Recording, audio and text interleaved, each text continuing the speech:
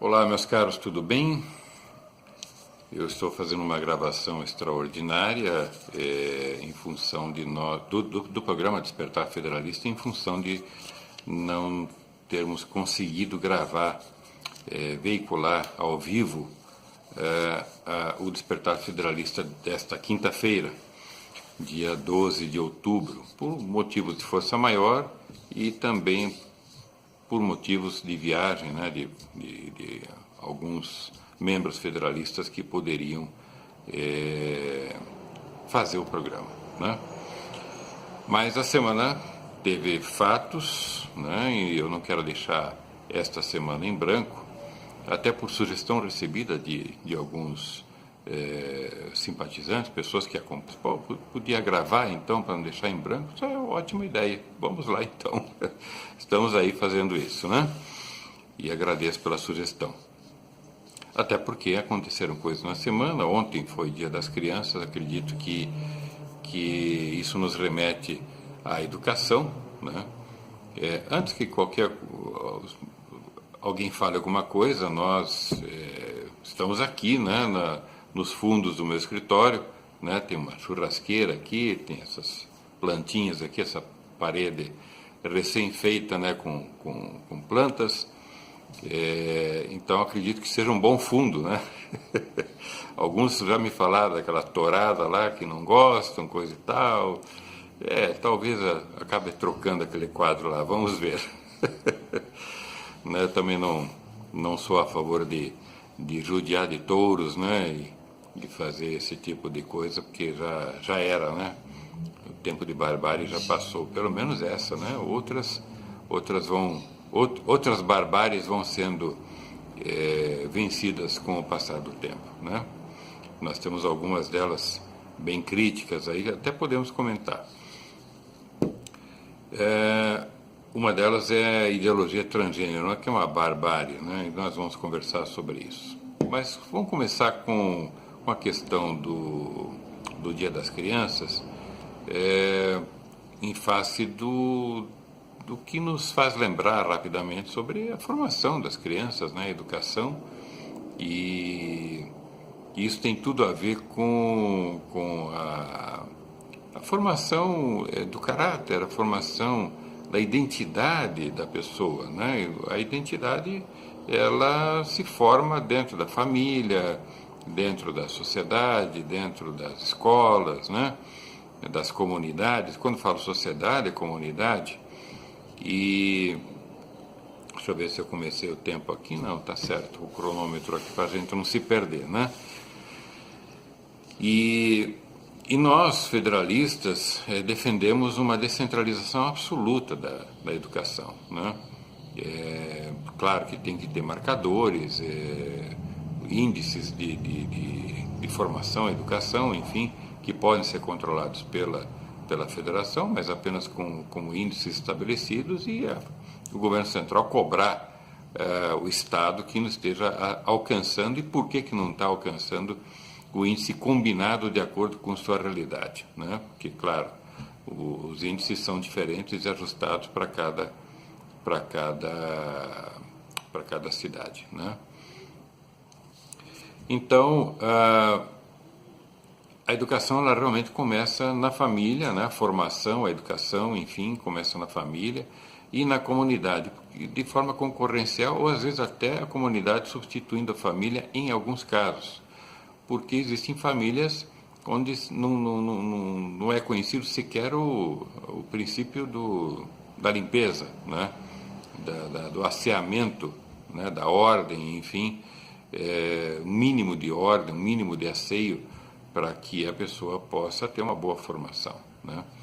E então cabe sim às comunidades a ajudarem nesse processo, seja pelas igrejas, seja pelas escolas, né? Como sempre foi, vai se formando as pessoas de acordo com as características locais, né? Com a cultura local, com a formação local, enfim. Mas, de uma forma geral, como nós temos uma base judaico-cristã, Então é o que vai acontecer.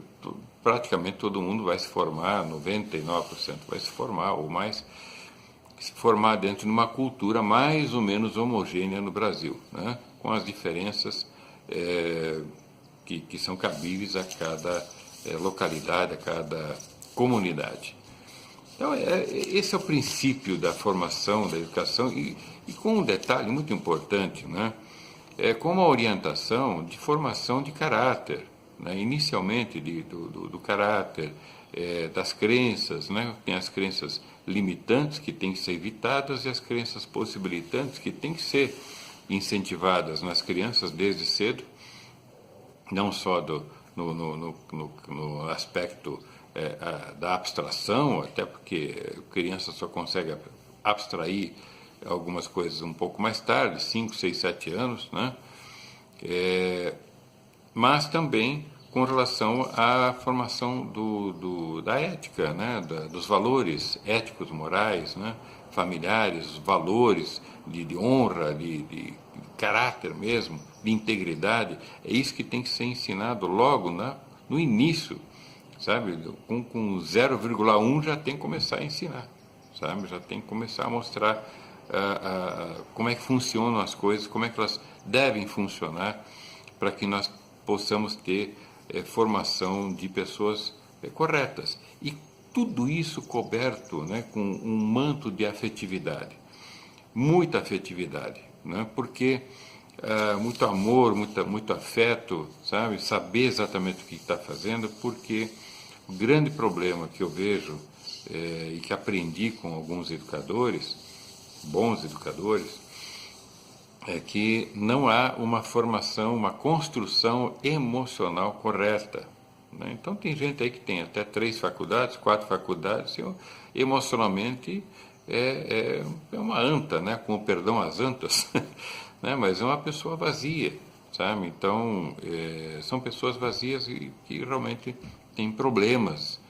graves de se posicionar emocionalmente. E por conta dessas construções equivocadas do ponto de vista emocional, dos valores, do caráter, da ética, da honra, né? Quer dizer, todos esses aspectos aí que formam um bom ser humano, independentemente se ele vai ser um doutor ou se vai ser um técnico, que hoje dizer operário já está cada vez mais indo, deixando de existir, né? Quer dizer, logo, logo, até mesmo os operários estão começando a se tornar cada vez mais técnicos, né? Então vai todo mundo virar técnico mesmo.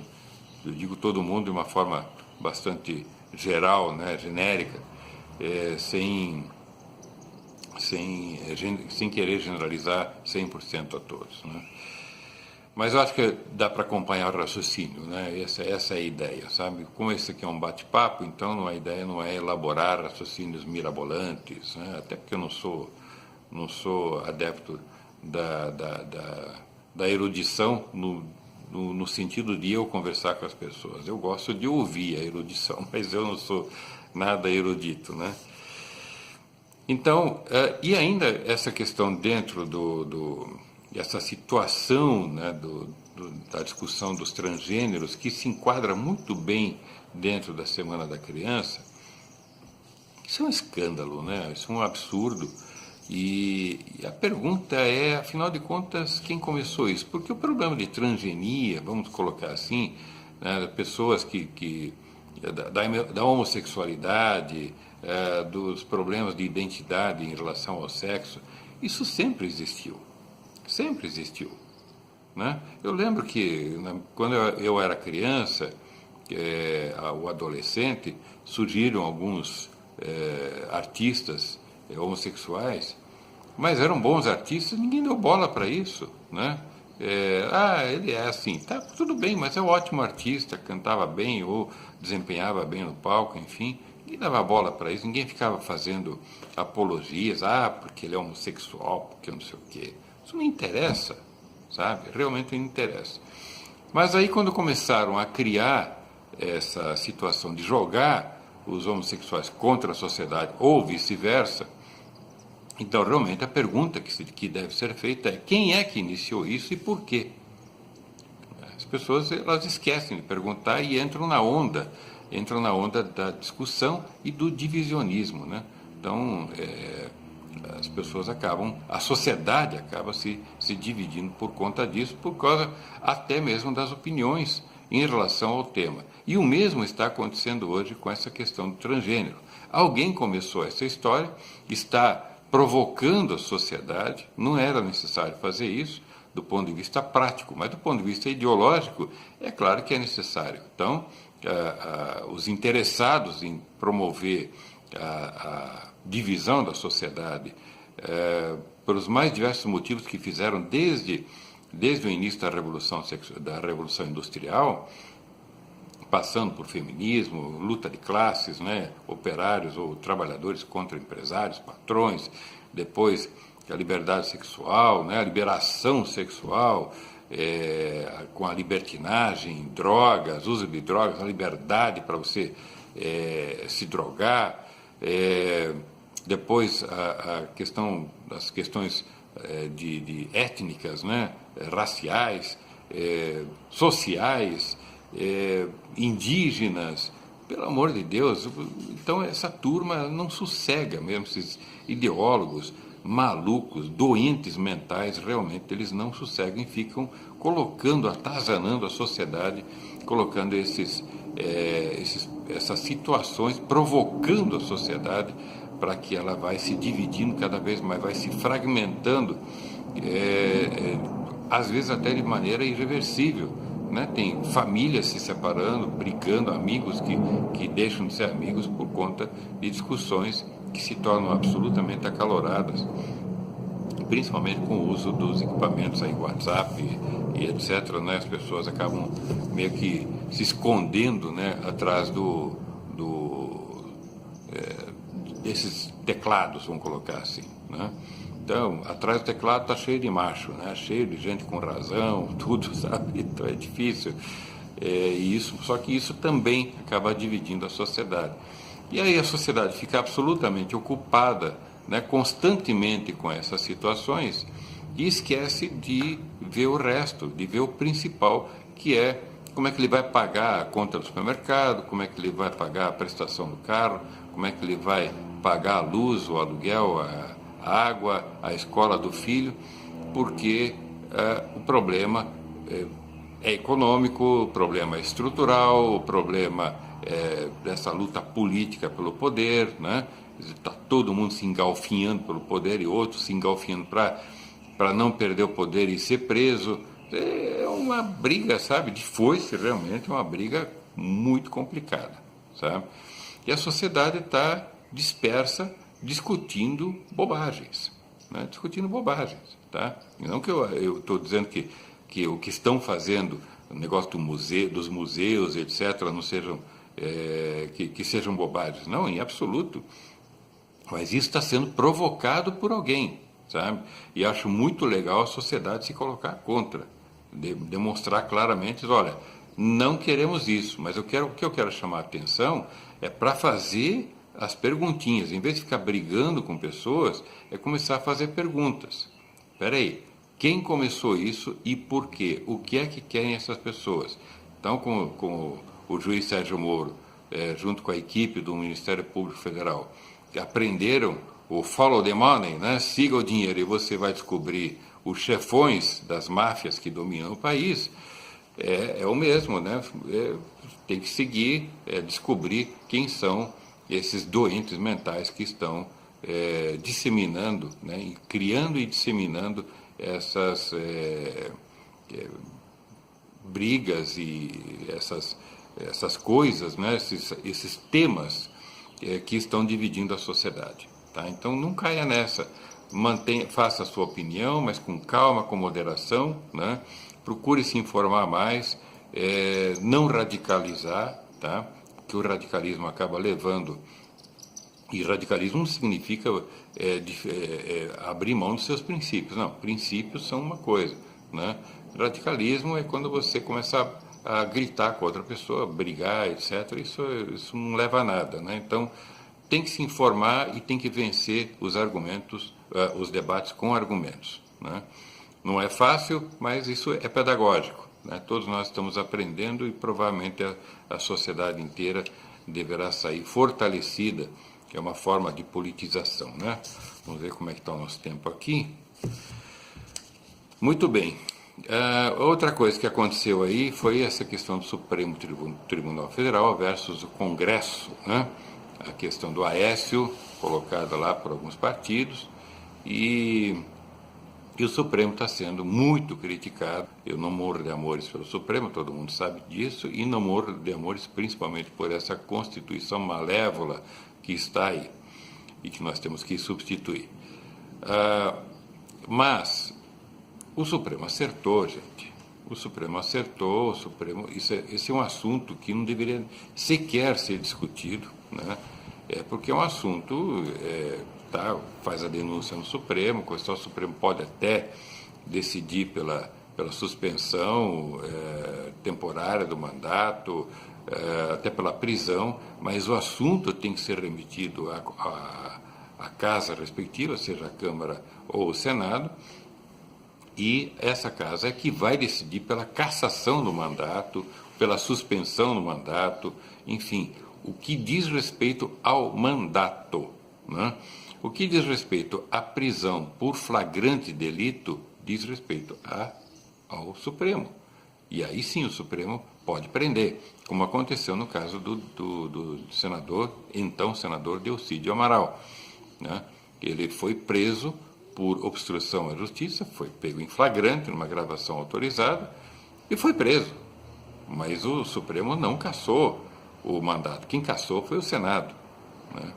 E cabe ao Senado cassar o mandato dos seus pares, porque eles foram eleitos pelo voto, né? Então, o que o Supremo fez foi cumprir a Constituição. Doa a quem doer, desagrade a quem desagradar, mas o Supremo cumpriu a Constituição. Mas tem que acabar com os Supremos. Não, peraí, mas assim também, né? Tem que substituir a Constituição. Mas o Supremo tem que agir de acordo com o que a população quer. Peraí, aí também não, tá? Porque uma sociedade, ela tem que estar sob o império das leis. Quando as próprias instituições começam a queimar a Constituição, começam a desrespeitar, como infelizmente vem acontecendo, né? O governo produz mais de 50% da legislação absolutamente inconstitucional, e é verdade, são 4,5 milhões de normas, metade dessas normas, se não mais, são inconstitucionais. Durma-se com um barulho desse, né? Então, mas nós, sociedade, nós não podemos promover a juristocracia, nós não podemos dizer para os juízes julgarem de acordo com o que a sociedade quer. Vocês querem isso?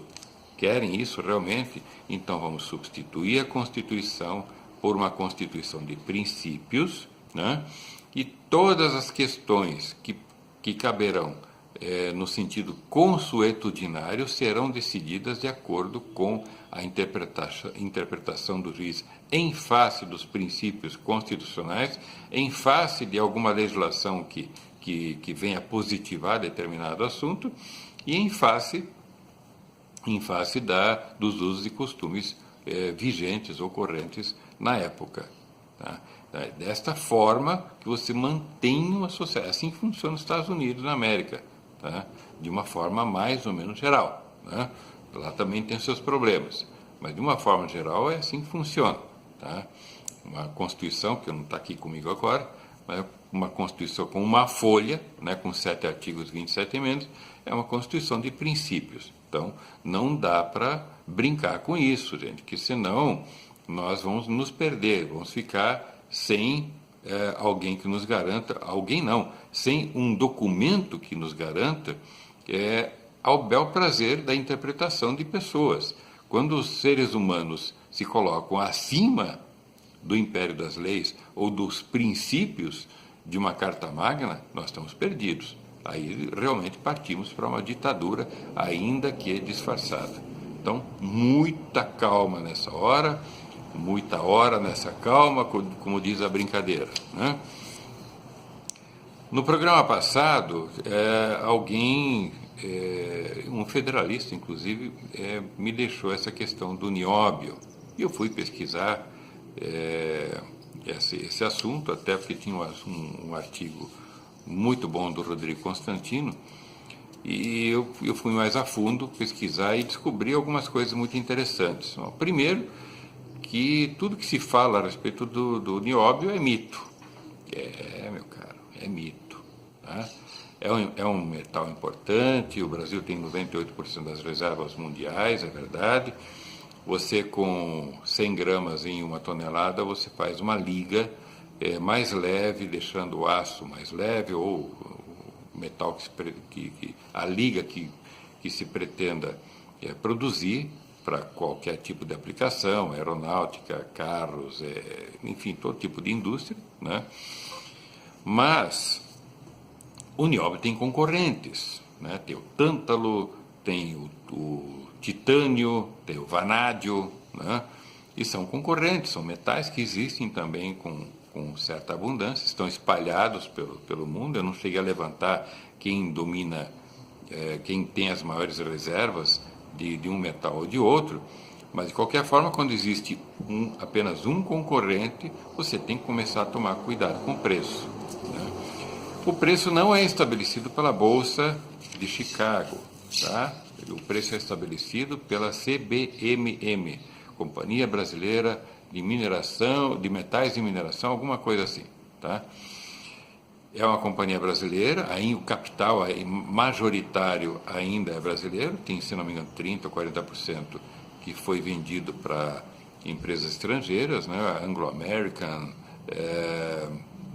tentando lembrar da outra empresa, agora não lembro mais, mas até alguns me informaram que tem japonês, tem chinês no meio, enfim, não tem problema nenhum, né?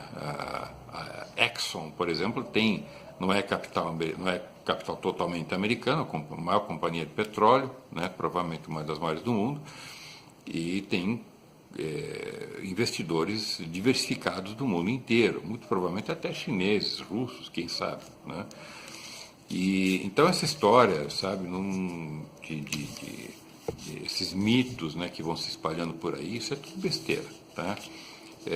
Um outro detalhe muito importante a se lembrar sempre é que todo aquele valor, né, que está debaixo da terra, ele não é riqueza, ele é um valor em potencial que poderá se transformar numa riqueza.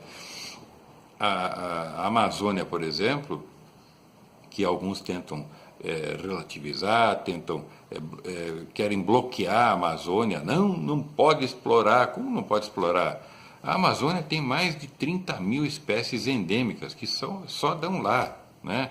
Há 15 anos atrás eram 20 mil, estão se descobrindo diariamente mais e mais espécies endêmicas só na flora, tá?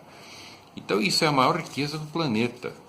Ao se fechar aquilo, não se deixar explorar aquilo de forma sustentável, de forma a não se degradar o meio ambiente, não se degradar a floresta, não acabar com a riqueza, seria matar a galinha dos ovos de ouro, né?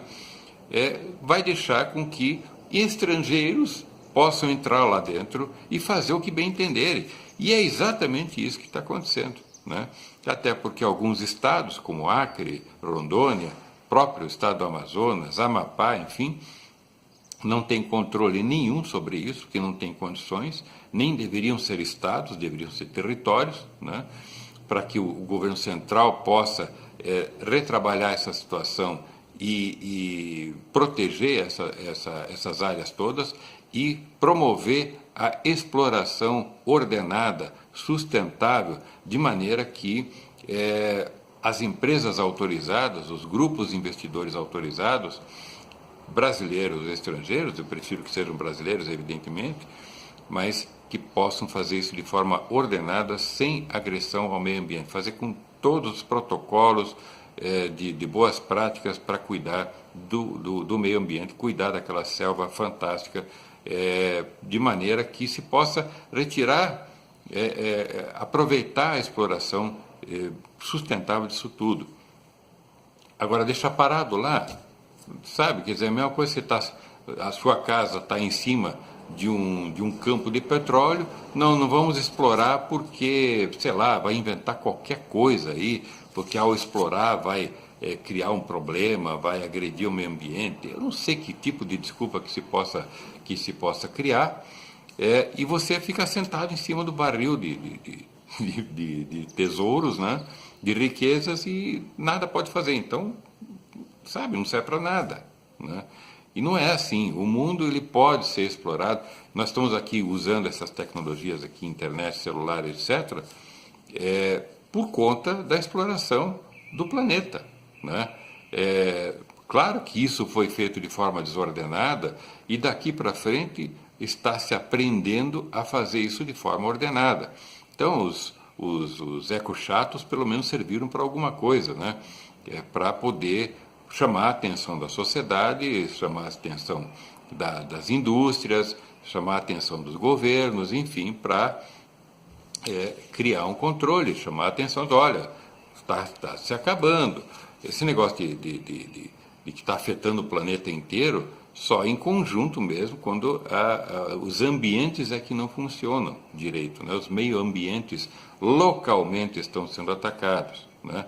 Mas isso não vai mudar o planeta, a não ser que mude exatamente todas as áreas onde nós estamos mudando, porque nós estamos cuidando dessas áreas, né? Se você fica dentro do seu quarto, no computador, com pizzas e mais pizza, caixas de pizza vazia, ou com restos de pizza debaixo da sua cama, porque você não cuida de nada, evidentemente que essa limpeza, essa falta de limpeza toda vai criar problemas, vai criar problemas do seu meio ambiente, né? Bichos, sujeira, doenças, etc. É o que acontece nas cidades, tá? Não vai sujar inclusive o próprio ar, né? Nas cidades, com poluição e tudo mais. Então, meio ambiente é uma questão local e regional, nunca global, a não ser pela soma disso tudo. Então, quando alguém falar, faça isso pelo seu planeta, não, faça isso por você, pelo seu local, pela sua cidade, porque se você jogar um papel na rua, ele vai entupir o bueiro, um papel, lixo, seja lá o que for, jogar coisas no rio, vai criar problema nos rios, vai entupir, vai dar enchente. Então, é muito simples, sabe? É esse tipo de sustentabilidade que nós defendemos, né? Muito bem. Eu acredito que tenha esclarecido algumas coisas aqui. Nós estamos com 27 minutos. Temos aqui 3 ou 4 minutos ainda para comentar sobre... E deixem os comentários aí embaixo, críticas, etc., que a gente vai responder isso. Se não responder por escrito, vai alimentar o próximo Despertar Federalista, que, na verdade, é para a gente debater mesmo. Lembre-se sempre de uma coisa, tá? Eu estou trazendo os assuntos com muita convicção, mas eu não sou dono da verdade, tá? Então, eu estou disposto a aprender com vocês também, né? Então, porque tem muita gente fantástica pelo mundo, com outros conhecimentos, e é o que tem acontecido. Eu tenho aprendido com as pessoas ao longo desses anos todos, em que venho discutindo política, propondo um novo modelo de país, né? Propondo federalismo pleno, autonomia dos estados, autonomia das cidades, o princípio correto da subsidiariedade, que está pegando cada vez mais. As pessoas estão falando isso. Depois de 26 anos, eu vejo, graças a Deus, mais e mais gente falando sobre esse tema, e daqui a pouco toda a população vai tomar conhecimento e vai exigir que o federalismo seja implantado. E nós estamos aqui prontos para fazer isso, né? E nesse aspecto, um dos temas que deve ser discutido também dentro desse novo modelo que nós estamos propondo é a representatividade. Porque há uma crise de representatividade absurda, né? Não só no Brasil, no mundo inteiro, essa crise de representatividade. Eu tenho aprendido um pouco, até porque ainda falta estudar bastante o assunto, com o professor José Stelli, um dos membros do Comitê Notáveis, que está sendo formado para discutir o ensaio constitucional, e ele nos traz uma discussão que já outros também fizeram. Ele conseguiu reunir isso, sintetizar em novas abordagens, novos pensamentos sobre a questão da democracia. A democracia é boa do jeito que nós estamos vivenciando, ela realmente cria a representatividade que nós esperamos? Ou será que ela está nos conduzindo para o socialismo? Eu quero deixar aqui, como nós estamos completando 30 minutos, eu vou deixar aqui este tema como proposta para a nossa próxima quinta-feira. Que tal? Vamos lá? Vamos discutir quinta-feira que vem, talvez com alguns outros assuntos que aconteçam até lá, porque esse Brasil, esse país aqui, tem pauta e bomba e todo santo dia, né? Até em feriado, até em domingo, enfim, não para nunca, porque tem que manter a sociedade ocupada para que ela não consiga ver a verdadeira causa dos problemas e com isso poder resolver a causa e resolver os efeitos, né? Acabar com os efeitos. Então, a sociedade está absolutamente ocupada. Mas isso também é um processo pedagógico, não é tão ruim assim, porque está ensinando a sociedade a pensar, a raciocinar, a debater, a propor, a refletir, a protestar, né? Contra o que não aceita, e também está demonstrando os conservadores, a direita e a sociedade brasileira é conservadora, essencialmente conservadora, eu diria que 98% da sociedade é conservadora, e conservadora no sentido não daquilo que a esquerda quis colocar como retrógrado, né? Mas o conservadorismo dos bons costumes, né? Das boas tradições, e não aquela coisa engessante, né? Como, por exemplo, não se podia divorciar, né? Isso, muitos conservadores, na época do divórcio, da discussão do divórcio, eram contra o divórcio, e isso é o conservadorismo. Então, esse que é o problema, que houve um corte, né? Fizemos uma emenda, e é um tema também para ser discutido nos próximos programas Despertar Federalista, né? O que é realmente o conservadorismo, quem sabe a gente convida algumas pessoas aí que estão no ramo, né? No campo, discutindo sobre isso, ok? Meus caros, muito obrigado e vamos em frente, temos muita luta para frente, né? Para transformar esse país, transformar as nossas vidas. Queremos um Brasil próspero, que Deus nos abençoe, Deus abençoe este país.